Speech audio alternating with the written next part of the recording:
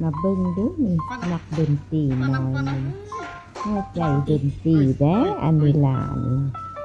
เรามักเนาะเราเป็นคนคำฮู้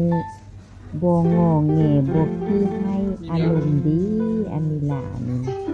แล้วก็มักเครื่องดนตรีเนาะเพิ่นบีบปั่นเพิ่นเฮ็ดเป็นนี่เด้อเบิ่งเราใส่กามมือกามขนาดแค้นเราเนาะเราสร้างเฮ็ดแต่อันนี้ล่ะเบิ่งแล้วก็เป็นตะแพ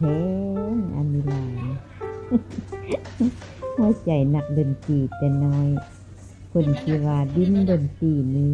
มีสมาธิได้และยังนั่งได้ดนปานนี้เด็กน้อยบางคน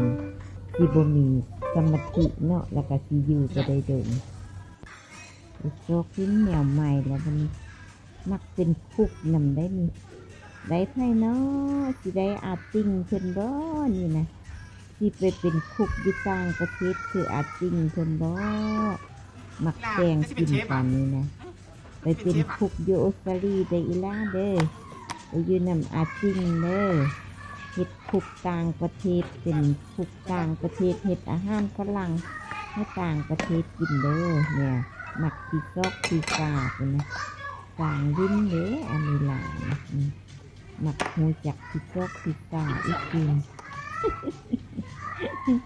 ย่านได้ไปอยู่ออสเตรเลียนำอาติ้งเพิ่นเยอะนี่นะเป็นคุกน้อยโอ้นี่เรากินเชฟอ่ะมีเจแปลงเชฟลาวะนี่นะผู้หญ้าผู้ห ผ ญิ ม ง ได้ผมได้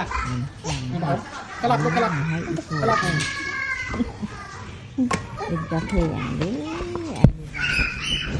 ข้าวเหยื่อจังไงเนาะ